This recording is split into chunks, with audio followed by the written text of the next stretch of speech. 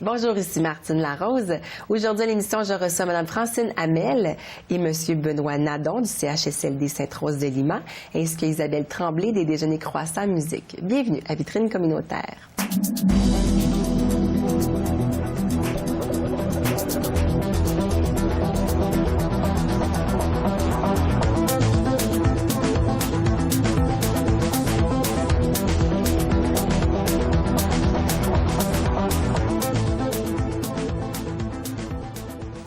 Bonjour à vous deux. Bonjour. Merci d'avoir accepté l'invitation.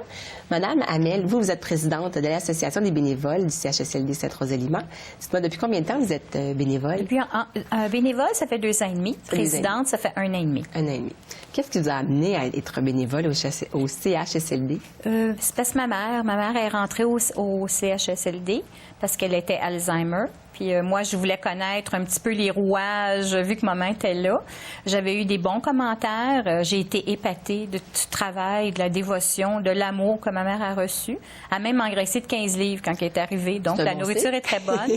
Puis quand maman est décédée, je me suis dit, je peux pas m'en aller. J'avais un attachement pour cette place-là et pour les résidents et les autres bénévoles. Donc, qu'est-ce qui vous a amené à être présidente? Parce que vous étiez trop bonne? On m'a demandé. On a probablement vu que j'étais capable. Moi, c'était un nouveau défi. Alors, je me suis présentée. Puis comme j'étais seule, j'ai été élue à l'unanimité. Puis j'aime bien ça.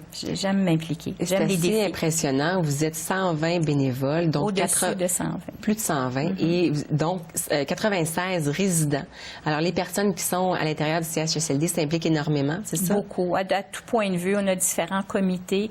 On peut s'impliquer dans nos goûts, nos capacités. On a des comités d'artisanat, comités de loisirs, d'accompagnement, accompagnement médical, accompagnement les derniers jours de notre vie. On a du parrainage pour les gens qui ont peu ou pas de visites. Il y a tellement de choses. On a un dépanneur, on a une boutique. On a beaucoup de choses là, qui s'impliquent pour autant eux autres, leur agrément, pour toujours les occuper. Ils ont 2 activités par jour. Alors, ils sont très bien entourés. Alors, c'est un CHSLD très actif. Très actif, oui. Est-ce que vous êtes toujours en période de recrutement?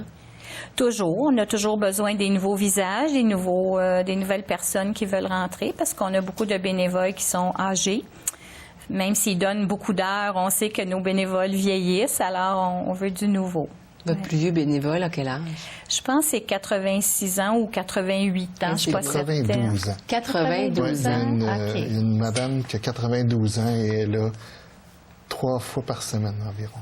Et justement, combien d'heures on investit quand on veut devenir bénévole comme ça? Comme on veut. C'est libre à la personne, les jours, les heures qu'elle veut donner, comme on veut. Ça, personne n'est obligé, mais un coup, on s'investit, on dirait qu'on veut toujours en donner plus. On est très bien considéré, on se sent important. Là. Vous, M. Nadon, vous êtes bénévole depuis combien de temps? Ça fait environ 10 mois que je suis bénévole. Vous avez l'air à adorer ça. Oui, effectivement, ça m'apporte beaucoup plus que je l'attendais au début. Qu'est-ce qui vous a amené à devenir bénévole? J'ai pris une année sabbatique. Je suis en transition de carrière. J'ai décidé d'arrêter momentanément de travailler.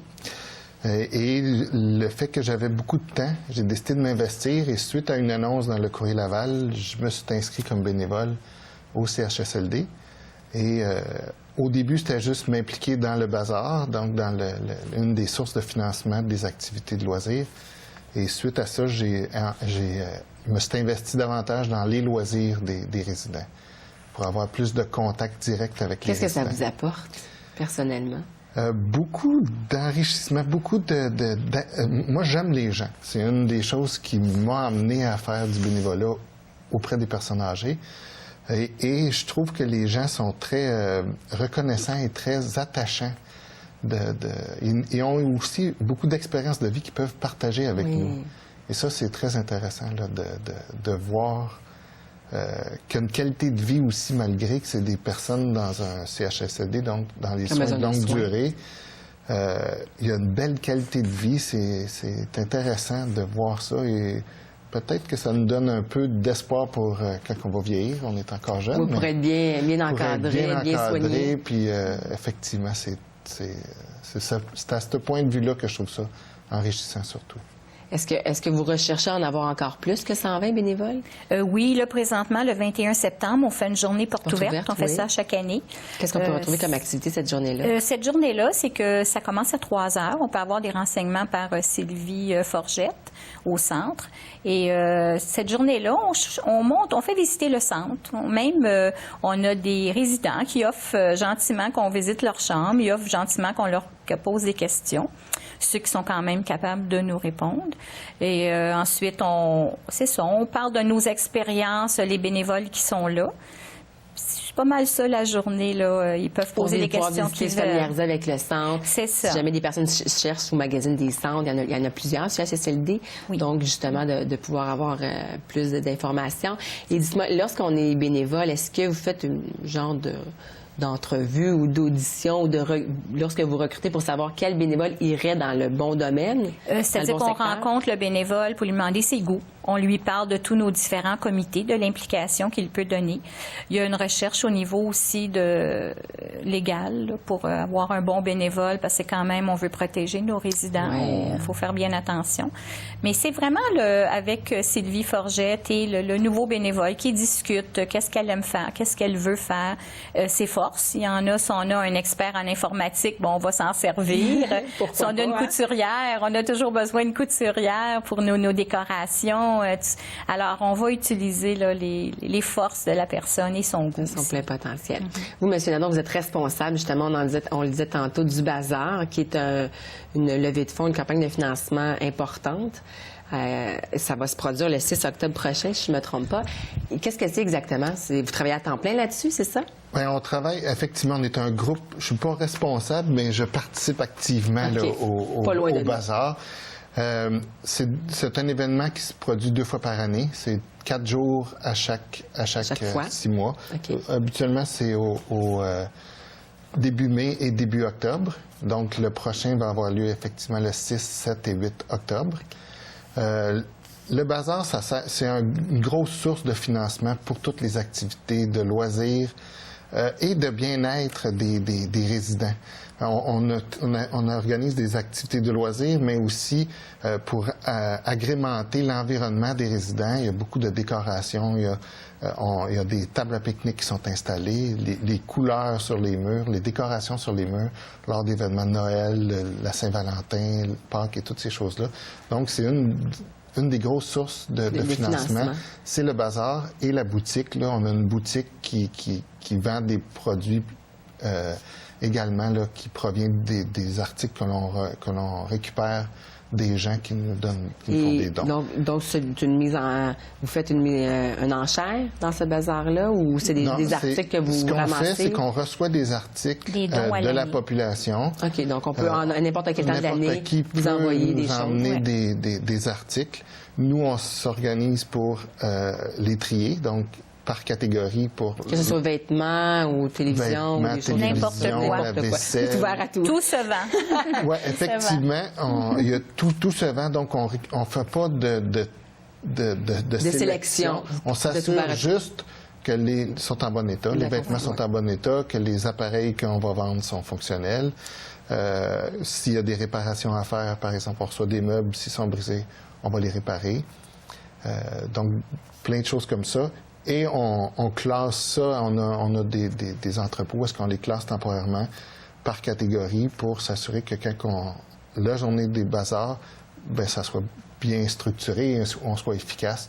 Donc, on installe tous nos articles sur des tables et on reçoit les visiteurs. Alors, on ouvre les portes pour que les gens puissent venir se procurer, acheter des choses. Et est-ce qu'on peut dénicher des bons escomptes à ce moment-là? Des petits trésors. Oui, il y a vraiment des petits trésors. C'est surprenant pour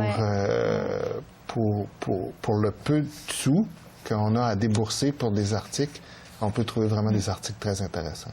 Puis très propre aussi. C'est surprenant, les gens, ce qu'ils donnent. Hein. Nous, à la boutique, on prend surtout ce qui est le plus neuf et le plus propre parce que la boutique est ouverte à l'année. Puis le triage se fait à l'année. Hein. On a une équipe qui travaille à l'année là-dessus, sur le comité Bazar. C'est beaucoup d'ouvrages. Oui. Ouais, beaucoup d'ouvrages. On a une grosse équipe. C'est vraiment, là... mais on fait une belle récolte d'argent. On est content pour nos résidents. Donc, 2 fois par année, ce bazar-là. Puis on récolte, c'est très rentable le bazar pour pour le financement des activités. On récolte plus de 10 000 $ par bazar. Wow. C'est ça. Et la boutique, c'est la même chose, c'est plus que 10 000 $ par année. Fait que ça donne une idée de l'importance de cette activité-là. Également, ce qui est important aussi, c'est on a des bazars, on a des coûts pour les bazars et on a des gros commanditaires qui viennent nous supporter. Okay. On a le député Vincent Auclair, qui est un de nos gros commanditaires qui nous donne beaucoup de support. Et il y a le marché d'alimentation IGA Quintal qui nous donne beaucoup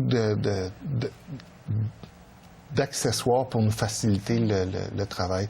Donc, tous nos profits pour les bazars et pour la boutique vont à 100% pour les loisirs des résidents. Afin de mieux gâter leur bien-être, leur qualité de vie. Quelle autre activité de financement vous faites au courant de l'année, autre que le bazar? On a la Fondation Belle-Aide qui nous aide aussi, qui ont fait un golf récemment, qui répartit ça dans les C3S, les profits. Comme activité de financement, c'est vraiment c'est pas mal ça qu'on fait, là, plus la boutique qui est ouverte à l'année. Puis on a différents commanditaires qui se rajoutent aussi, là, qui nous suivent. On est à la recherche d'ailleurs d'autres commanditaires. Alors, vous êtes les bienvenus. C'est ça, on est toujours à la recherche de commanditaires. Et à la recherche de bénévoles aussi également. Oui. Alors, on rappelle aussi la porte ouverte le 21 septembre. Et peu importe le nombre d'heures que vous avez à faire comme bénévole, vous êtes ouvert à accepter. Est-ce qu'il y a un âge minimum que vous demandez? Non, on a même des petits jeunes. Là, on a l'École internationale qui sont contents de venir nous aider parce que ça fait partie de leur programme aussi. Ils ont quel âge à peu près? Ça, l'École internationale, c'est secondaire. Alors, on peut en avoir dans les 14 oui, des gens, ans on peut les initier à donner au suivant et puis à aider, parce qu'on va tous passer par là, de vieillir. Alors, M. Nadon, peut-être nous donner les coordonnées exactes du CHSLD? Oui, le CHSLD se situe au 280 Roi du Nord à Laval. C'est près du boulevard Curé-Labelle. Et il y a une personne, vous me disiez, fort dynamique qui travaille là et que tout repose principalement sur ses épaules à elle. Oui. C'est si dynamique que ça. Mme Sylvie Forget, c'est bien ça? Mme Sylvie Forget, oui. Pour la rejoindre, c'est la responsable, la coordonnatrice des activités de bénévolat et de loisirs. On peut la rejoindre. C'est elle qui nous donne la piqûre du dynamisme du centre. Oui. Exactement, exactement. Puis pour tout renseignement, c'est de contacter Sylvie Forget, effectivement, au 450-622-4478, poste 4711. 450-622-4778, au poste 4711. Effectivement. Bien, écoute, on vous souhaite bon succès au bazar. Merci pour beaucoup. La fin de semaine, la première fin de semaine du mois d'octobre, je ne me trompe pas, la deuxième. 6, 7 et 8 octobre. 6, 7, 8 octobre. Et, longue vie au CHSLD Sainte-Rose-de-Lima. Alors, on vous souhaite plusieurs activités encore, de recruter et de... Bon, on vous remercie beaucoup pour l'invitation. Bien, ça nous a fait plaisir de vous épanouir là-dedans. Vous avez l'air un CHSLD très en mouvement. Très dynamique. Très dynamique, qui se différencie beaucoup des autres. Les autres nous copient de plus en plus. Vous faites des jaloux. C'est ça. Exactement. Madame Francine Amel, merci beaucoup. Merci Benoît Nadon, merci beaucoup. Merci beaucoup. Merci beaucoup.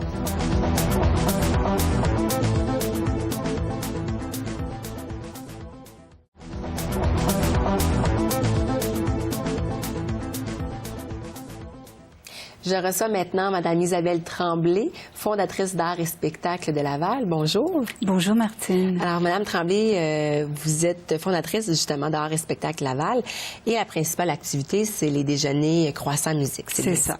Qui entame sa 22e édition cette année. Expliquez-nous, qu'est-ce que c'est exactement les Croissants Musique? Bon, alors les déjeuners Croissants Musique, c'est les matinées musicales du dimanche matin qui ont lieu à la Maison des Arts de Laval.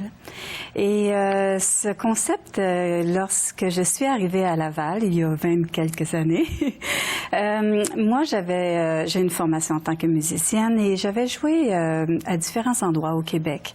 Et un des événements à lesquels je participais à l'occasion en tant que musicienne était les matinées musicale du dimanche matin. Et quand je suis arrivée à Laval, j'ai vu que cette belle grande ville n'avait pas ce concept qui était aimé partout. Alors, j'avais à ce moment-là eu un contrat d'1 an avec l'Harmonie Laval pour fonder une agence de musiciens. Et c'est là que j'ai voulu instaurer ce concept et ça a commencé comme ça, il y a 22 ans. oui. Et ça a fait boule de neige. Ça a et c'est fait rendu boule ce que de c'est neige. aujourd'hui. Et il y a une petite anecdote même que je peux parler parce que à ce moment-là, c'était une initiative à l'intérieur de ce contrat, mais j'avais un budget zéro. Et là, j'avais tout fait moi-même. J'avais des commandites pour les muffins et les croissants et tout ça. Et j'avais sélectionné 2 concerts. Et j'avais averti les musiciens. J'ai dit, j'ai aucune idée si ça va fonctionner. J'ai dit, si ça fonctionne pas, je peux pas vous payer. Alors, c'est comme ça que ça a commencé. Mais dès la première fois, c'était complet. Un grand succès. Un grand succès. Et depuis, ça n'a jamais cessé.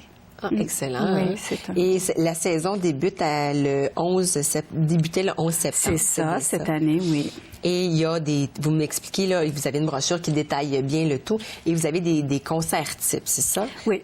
Alors, qu'est-ce qu'on peut... On retrouve un petit peu de tout dans vos déjeuners de concerts le matin?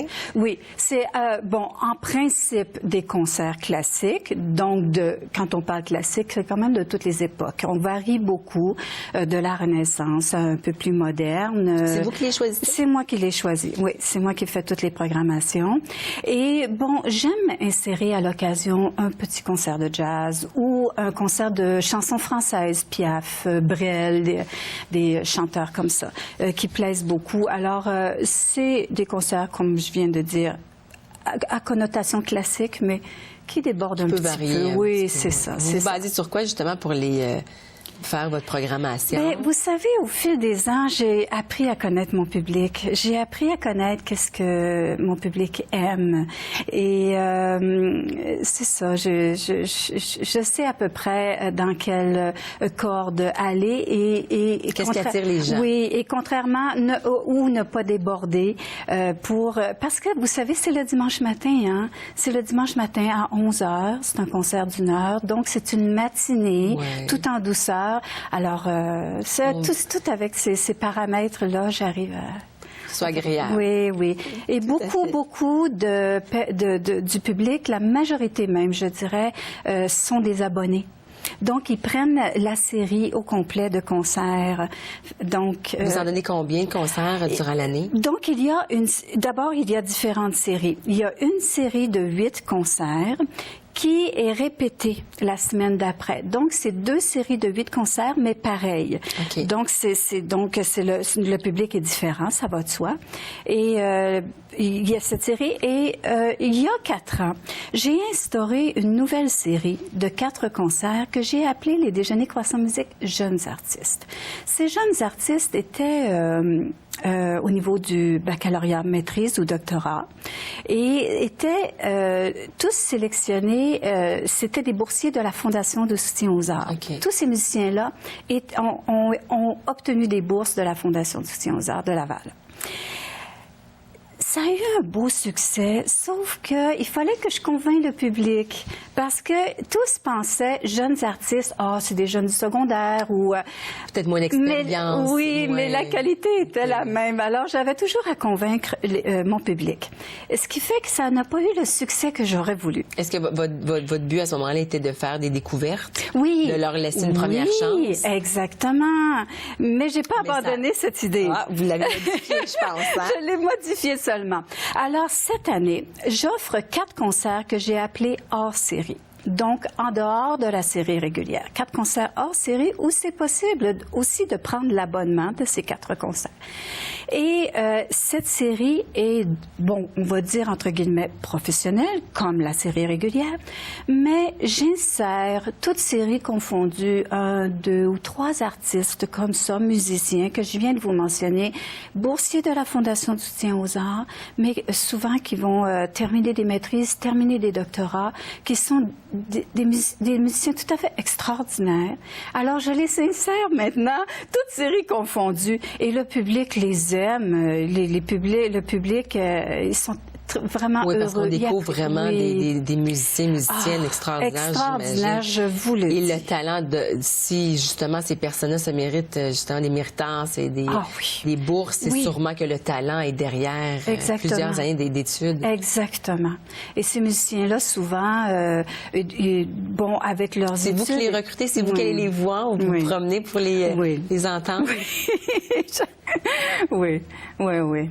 Et le choix est gros, j'imagine, pour faire la sélection. Ça doit pas être quand même facile. Bien sûr. Mais des fois, les gens me posent des questions et je leur dis toujours la même chose. Vous savez, le monde des musiciens, c'est un petit monde. C'est une famille, une petite famille. Et on finit tous un peu par se connaître. Et sinon, des fois, je vais vouloir un concert en particulier. Ah, j'appelle... Puis je connais pas qui pourrait le faire. J'appelle un tel. Ah, je voudrais avoir ça. Ah oui, appelle un tel. Nanana. C'est une petite famille. Et c'est une famille. C'est la plus belle. La famille des musiciens, je vous le dis, c'est la plus belle. Alors, si on donne un petit aperçu aux gens de qu'est-ce qu'on pourrait retrouver. Alors, la série de 4 concerts que vous me parliez au mois de septembre ou octobre. C'est bien ça. Alors, on peut retrouver... La série Orange. La série Orange. Alors, on a Tango avec Intacto, c'est ça? Oui, ça, c'est dans la série régulière. OK.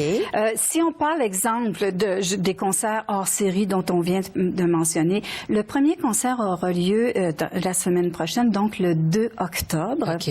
Et j'ouvre cette saison avec le violoniste virtuose qui est Carmen Piculata, qui va venir avec l'Orchestre Tzigane de Montréal. Wow. Et ça va être vraiment un concert. Ce musicien est envoûtant. Quand on voit un concert avec ce musicien, on est complètement transporté pendant 1 heure, je peux vous l'assurer. Et alors, son concert, tous les concerts durent à peu près 1 heure, c'est 1 ça? heure. Ça dure 1 heure. Okay. Les gens sont invités à partir de 10 heures à un buffet. Une très grande variété de pâtisseries avec tous les breuvages. Et à partir de 10 heures, les gens arrivent, ils viennent manger, ils jasent. C'est 30 tables, c'est des salles de 120 places. C'est dans le hall d'entrée de la Maison des Arts. 120 places, donc 30 tables de 4 places. Les gens viennent manger et à 11 heures, c'est le concert qui se termine à midi. Et ensuite, ceux et celles qui le désirent peuvent se diriger à la salle Alfred Pellan, la salle d'exposition de la Maison des Arts. Et là, il y a une visite guidée de l'exposition qui est en cours, qui est souvent guidée par l'artiste ou sinon par le commissaire de l'exposition. Ça, c'est optionnel. Les gens quittent ou vont voir l'exposition, ils ont le choix. Mais c'est additionnel ou c'est inclus dans leur forfait? C'est inclus. C'est inclus au coût de 18 $. Tout ça, par concert, 18 $ par concert, incluant tout ça. Et ceux qui prennent un abonnement, ça revient à 17 $ par concert pour les abonnements. Et il y a un rabais de 5 % avec toutes les personnes qui présentent la carte Avantage Laval. En plus. En plus. Oui. Excellent. Ça. Alors, si on vient au concert pour donner le goût aux gens d'aller voir les déjeuners croissants musique. Alors, vous me parliez du 2 octobre et par la suite, qu'est-ce qu'on pourrait retrouver? Par la suite, on a le 4 décembre qui est un duo clarinette et piano avec Jean-François Normand, qui est le professeur de clarinette du Conservatoire de Montréal.